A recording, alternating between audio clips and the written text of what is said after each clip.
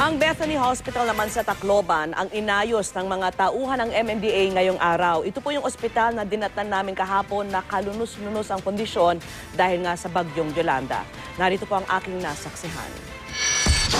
Mas maaliwalas na kapaligiran ang tumambad sa amin.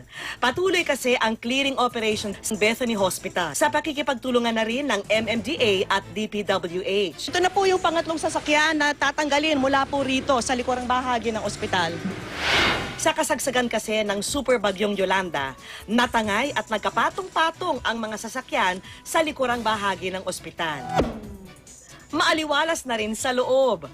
Dito naman po sa dialysis unit, tinanggal na yung 9 na dialysis machine, pati na yung mga patient chair para nga bigyang daan ang paglilinis dito sa lugar na ito. Ang pharmacy at ang stock room, unti-unti na ring nililinis.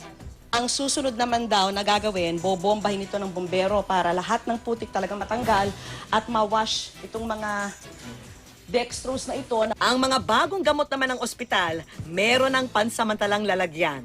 Dito na muna pansamantalang nilipat ang pharmacy. Ang locker na ito ay ginawang lamaanan ng mga gamot. Nagpapasalamat ako sa mga tao talagang tumutulong. Yung mga volunteers namin, they are all here. At sa yung mga hindi masyadong nasalanta ng bagyo, they are here.